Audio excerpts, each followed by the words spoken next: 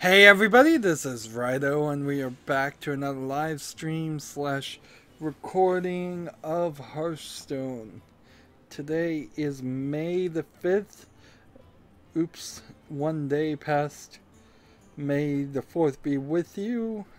Although that is perfectly okay. I pretty much filled up my collection as far as Star Wars games yesterday, as far as what Steam is offering for a pretty cheap price, since apparently I'd bought a bunch of the other ones the year before. So I suspect next year I won't do anything on May the 4th. Today is also Cinco de Mayo. Let's see, we don't have a ton of things to do. This week's Tavern Brawl is that heroic wild thing that I think isn't gonna be free. Yeah. So 1,000 gold makes no sense whatsoever for me to play that, so we won't be doing that. Instead, we just kind of need to play Druid and we'll be done, which is odd considering now that I'm finally over my sickness, or at least mostly over my sickness. I've written what has been about a week's worth of news on my whiteboard, and it's surprisingly it was probably a lucky week to do that, considering there wasn't really that much news that happened in this past while. I must protect the wild. So we can just go through all of that, and I feel like I'm gonna have to actually go through it a little bit quicker than I realized I was going to. I'm gonna just leave everything here the same way. So we're streaming at a different time. You can see it's 1:43 Central Time in the United States, and because of that, it's much earlier than I normally end up streaming. This is in part because of the sickness just changing my sleep schedule. I wouldn't mind if I always streamed a little bit closer to this time. We're streaming on a Friday. I'm hoping we get some more random people on here. We don't have any friend requests or anything like that right now, so see, this one is play minions of 5 attack or more, which For the wild. at the moment I can't do. So let's start down our list. A longtime hardware Nintendo designer named Ginyo Takeda is going to retire. He's been working for 46 years with Nintendo of Japan. Right, worth mentioning, that is Nintendo of Japan. So he worked on laser clay shooting games, which is something Nintendo made in Japan before they came out with the NES in the United States, or the Famicom in Japan. Nintendo being a very old system, or maybe I'm wrong about that. Maybe they came out with the NES, then they did the laser clay shooting arcade games, which basically it's like the Zapper technology, except for it wasn't an arcade station. There was a bunch of old arcade games like this. You'd have a gun that would shoot out a light of some sort, and it would determine whether or not you had actually hit the target. This is a bad card to play, but whatever.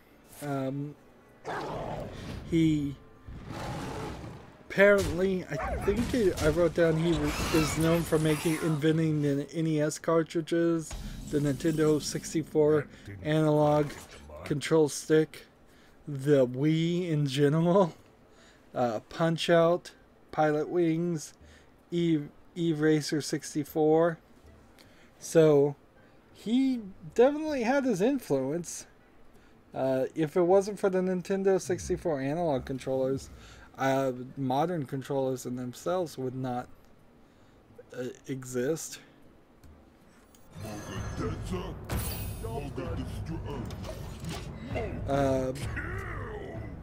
So there's nothing super tragic about his retirement, however. At 46 years with the company, that easily puts him, if he started at 22, that makes him 68.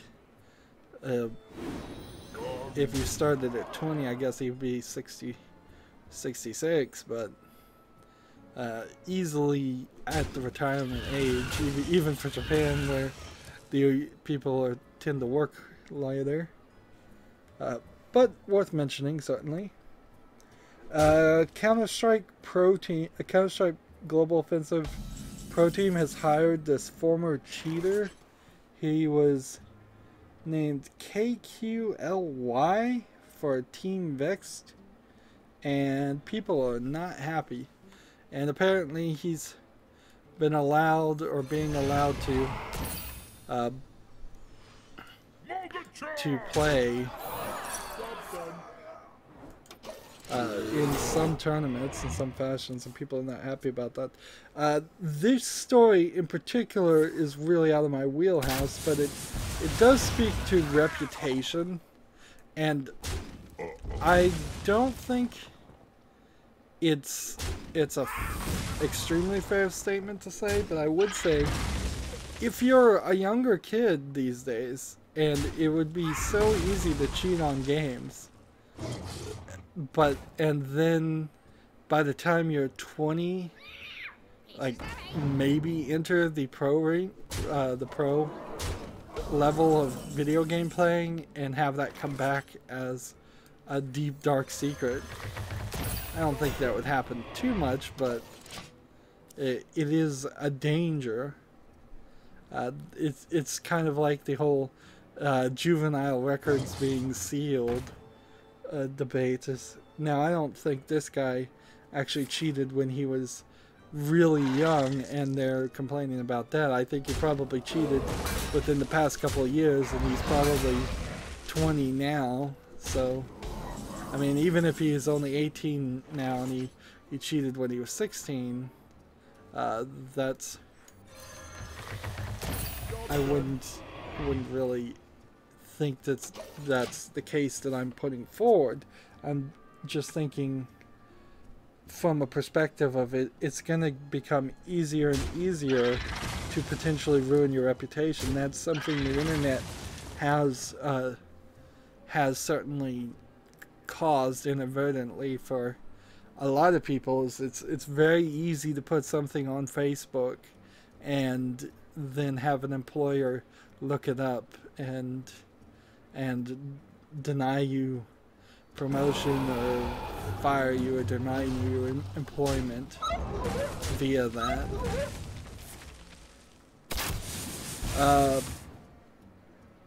The Assassin's Creed creator has talked about working for Ubisoft. Basically, they just want money. We kind of already knew that about Ubisoft, and that he had to lie a lot because he was in the advertising position. Ooh. That was an interesting turn of events.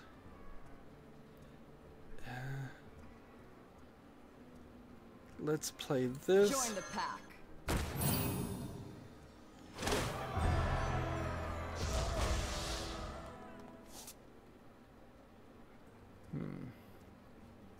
Let's see, this won't work this turn, but that's alright. Next turn. For the wild. So I'm not sure if the Assassin's Creed creator is still with Ubisoft. I would have to assume that he's not, since he's taking the time to say, well, my baby, my creation in Assassin's Creed is out of my hands, and I was forced to lie, and he's kind of throwing Ubisoft under the bus, which is kind of in line with the Assassin's Creed series, as I'm playing Assassin's Creed Brotherhood right now, and it's talking quite a bit about how Abstergo is this evil corporation that's all about trying to get all of society into capitalism and keeping people working and desperate and impoverished. And they go even further in later versions where Ubisoft is quite literally just a subsidiary of Abstergo, the Templars. And so they kind of know what's up, and that Ubisoft's greedy, and every single person who in the video game industry should be aware of that too. I'm not sure if some of this isn't also just throwing blame away from yourself, because he is sort of making the argument that he was forced to compromise, and because he was forced to compromise,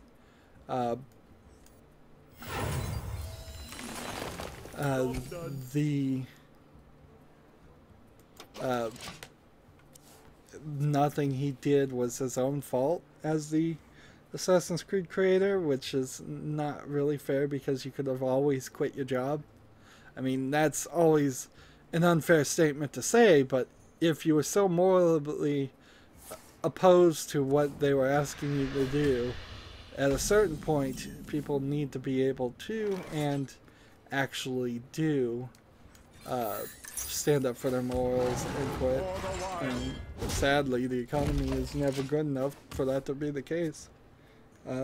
Moving on, Amazon is shutting down their underground, actually free game marketplace, which has only been around for 2 years. It's for Android, and maybe you can get it on let's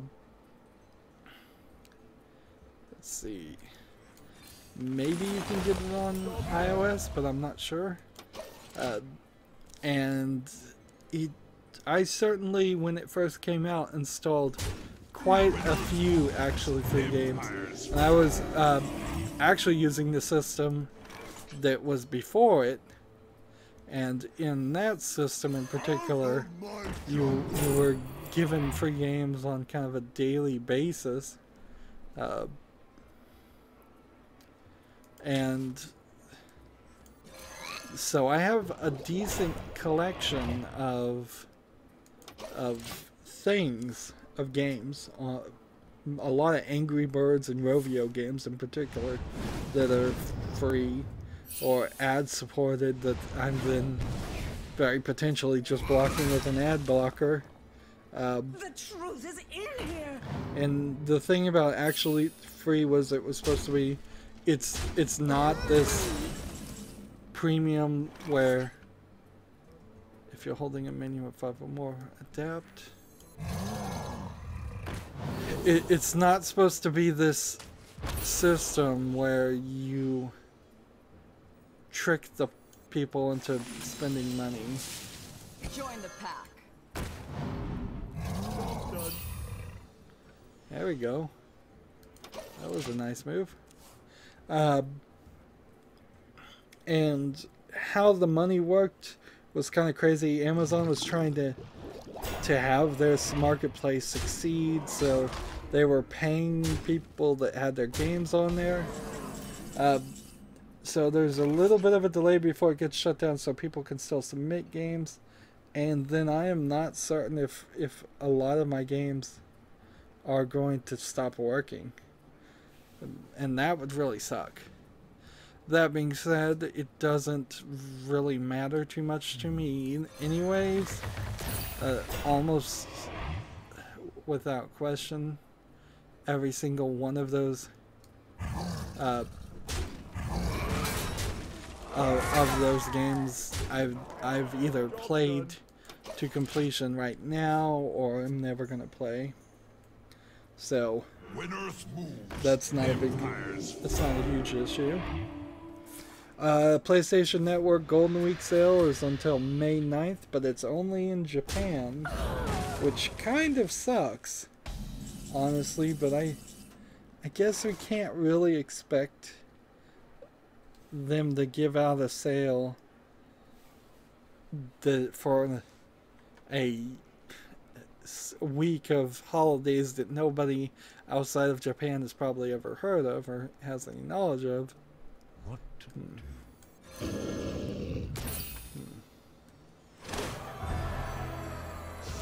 Beetleberries, my favorite. Alright, how are we gonna succeed here? Sick 'em. Do this, this, this, this in the turn. PopCap Seattle is laying off PEOs. What? What did I just say? Oh, PopCap Seattle is laying off people, parentheses EA. I said, like, gosh, maybe I'm not fully healed. So, the makers of Plants vs. Zombies, or the owners of Plants vs. Zombies, pretty much,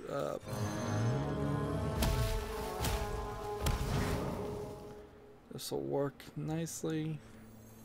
All realities, all dimensions.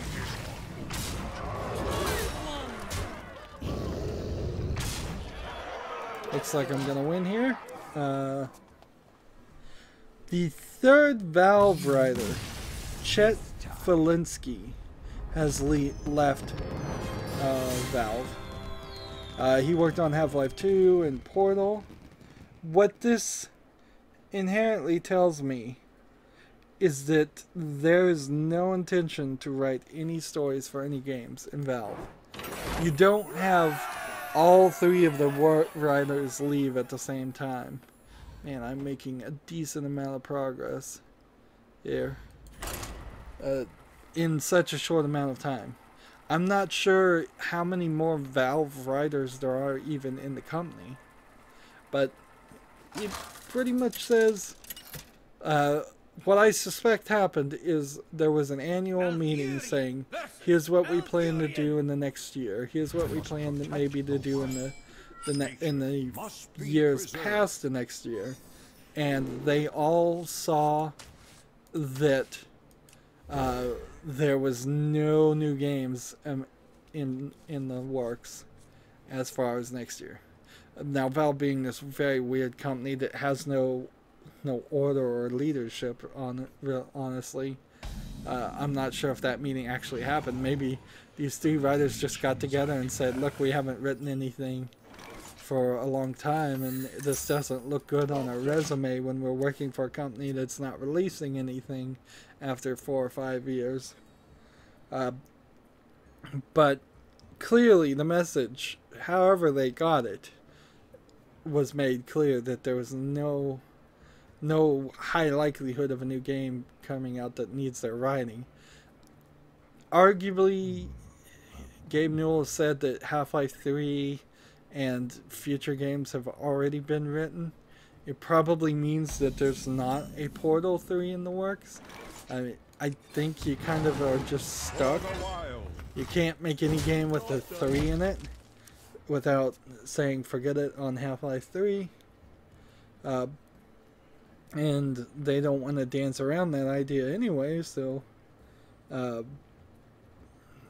just don't think they can make anything but new games, and I don't think they want to make any new games.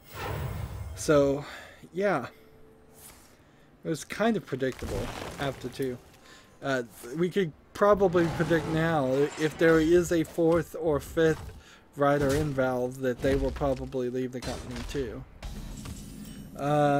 Moving on, a trademark dispute with Bethesda has forced this Kickstarter game called Pray for the Gods, P-R-E-Y, to change its name to P-R-A-E-Y for the Gods, which is quite frankly a stupid name, and you could have just changed it to P-R-A-Y. This is all from the game Prey, P-R-E-Y, which I don't think is distinctive enough even in a video game only aspect to be trademarked. But Bethesda's very litigious and very good at sending out cease and desists. So this little Kickstarter never stood a chance.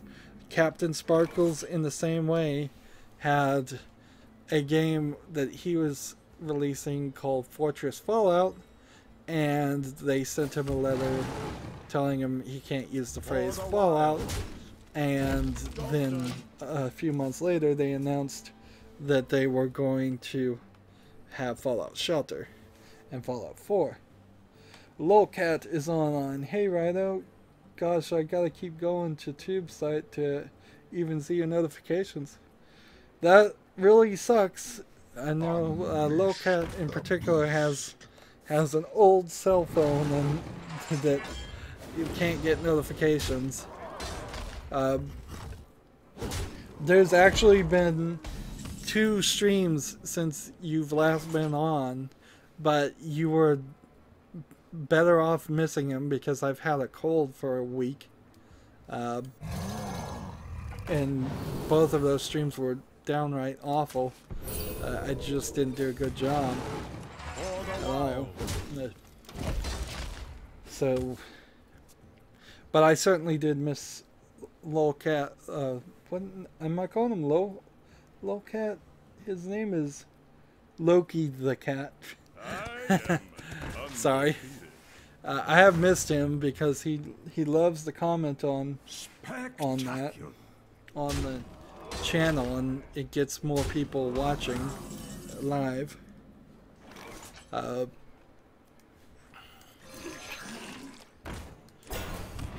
I talked about in the previous streams, and I just want to kind of get people more familiar with where I went with this. I was talking about putting in an app that would put chat from the YouTube live on the screen, and I looked it up, so I do know how to do it now. Unfortunately, the system doesn't work well enough for it for me to implement it.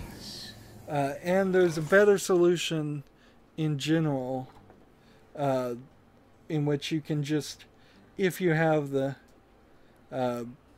yeah, it sucks. I wish I could afford a new phone, says Loki. Glad you're feeling better, smiley face. I'm glad I'm feeling better too. Man, I was not getting any work done at all. It was very annoying. But the problem with putting the text on the screen is I actually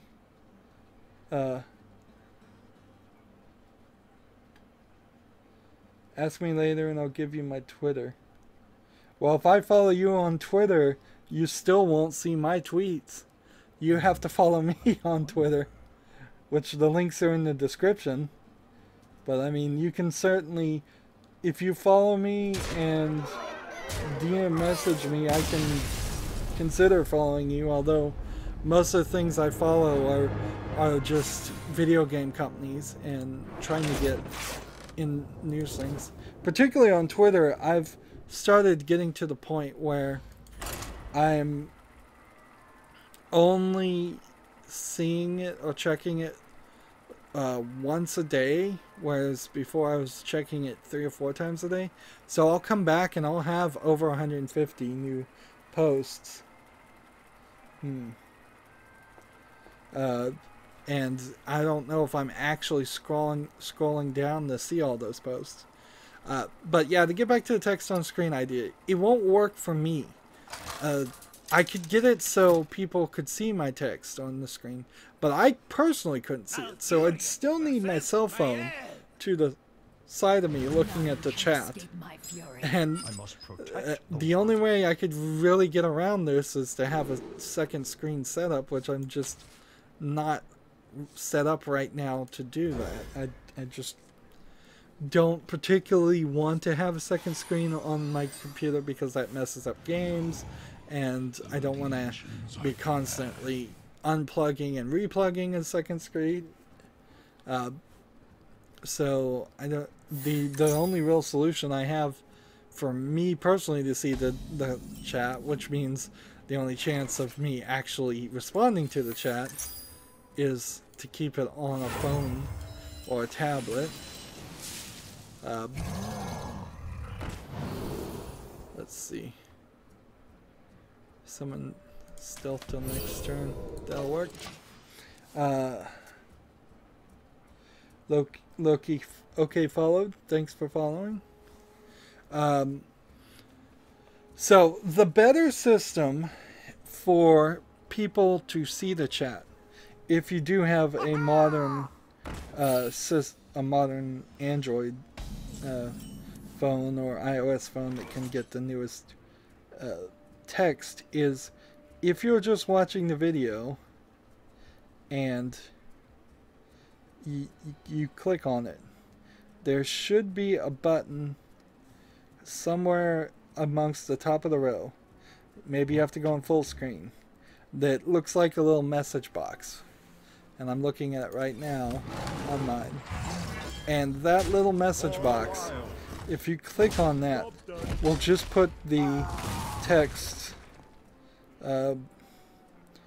over the video, while still maintaining, for me, the video quality and the live stream without having text pop up all over the place. So that is the best system, I feel, for people. It allows the video to stay clean, and it allows people to, if they want to watch the video in full screen, still see the text, and it's the best that we're gonna get of the both worlds. That being said, maybe at some point in the future I will figure out a different setup and just have hard encoded, hard overlaid versions of the chat. But as it is, this is just really a long conversation to say I know how to do it, I've considered it, and I'm not going to do it because I think there's better solutions for everybody. Loki saying multiple monitors are tricky to set up, but not too hard, and this PC's video card is overheating. Hold up. Drink with me, friend. So I don't know if that's Loki's own PC's video card that's overheating. I think that's what he's saying, which that sucks for him.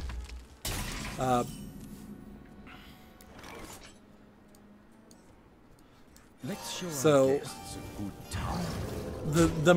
I've had multiple monitors before. In fact, I went for many years with 3 monitors. It's just that when you go into so many different video games that a significant portions of them don't even run on a modern PC at all, or they don't want to run correctly on my PC for some reason, the last thing I want to do is throw another monkey wrench in it, but with multiple monitors. I've already had a major issue with trying to play all the Lego games and them being terrible PC ports and being laggy. As I'm playing Assassin's Creed Brotherhood, that game itself was playing laggy, but that turned out to be an engine issue where you have to go into the task manager and find the process for Assassin's Creed Brotherhood, and then set the affinity so it doesn't use the last 2 logical cores of your CPU, and then set it so then after a second it uses all of the logical cores. So you're kind of hard resetting the game into realizing how many CPU cores you have, which in my case, since I have a 6-core CPU, which is a little bit weird, and I wouldn't really recommend it, I think you're better off sticking with a 4-core, or if there's an 8-core options in the future, that might be the next place to go. And I think the mushy middle of 6 cores is not really ideal, and but because they are Intel cores with hyper-threading, they actually have 2 pairs of logical cores, so there's 12 of them, which doesn't really mean that much. It just kind of means that it thinks there's 12. Loki's back. Okay, we're good. I think everything. I got everything. Got it down 10 degrees. Can you set up emulators or compatibilities for older games? I can help you set them up if you want. I know how to do all that. It's just as a video game reviewer, if I don't see a legal, legitimate way to point people towards those games. Anyways, I've been considering getting what is effectively a PlayStation Vita that's been hacked from China, that could run emulators or might just be loaded with emulators, because I was thinking that would be a cool thing to put an Arduino into or just play with. But at the end of the day, that's kind of just a big no-no, and as a video game reviewer, if I start covering emulated games or things like that, it closes so many doors as far as actually working with the video game creators. I have been contacted by Chair Games already for free game review codes, and so I didn't see the message until I'd already reviewed the game, their game, but that I had purchased or I got it for free, just because of a free weekend they were doing. So that's just not something I would want to do as far as my channel. And since I spend so much time on my channel, I really don't, even in my personal life, run emulators. I used to be really big on using the Scum VM emulator to play those games, but most of those games are on Steam, and if some of them you buy them on Steam to get the game files legitimately is what I'm doing, and then I'm using the Scum VM emulator as a newer version to get it to run better, because they don't actually run. My coverage, I think, of The Dig is one of the games that was like that, and there were several others. Particularly the Scum games don't run if by default.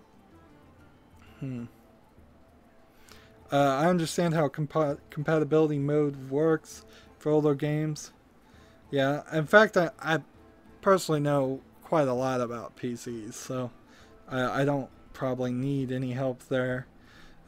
If I actually needed any help, Loki, on PCs, it would be extremely high-end Linux server configuration things, and I don't probably even need help on that.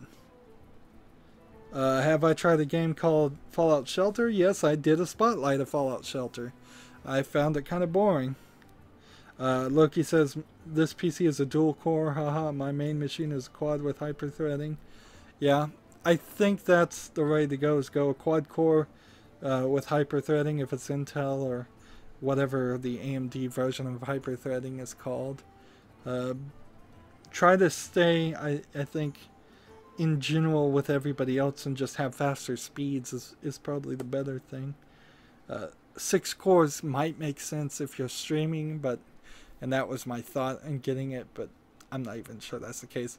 It seems like Windows by default puts everything to the first CPU thread anyways, and doesn't even ask any of the other CPUs to do anything until it's tired or at 100%. So I don't think Windows 10 or Windows in general does the best job of doing load balancing on the CPUs. Let's see, how have we done here? We are 27 of 40 minions destroyed. We've played 30 minions that cost, we've done 4 of 30 minions that cost 2 or less, and we've played 22 of 50 druid class cards. So that's good for our first 30 minutes. If you're watching live, stay tuned. As for everybody else, I ask you to like, share, subscribe, comment, and watch every second of my videos. If you want a friend or follow me on basically any social media sites, there's a whole bunch of links down below. Thank you for watching. Have a good evening.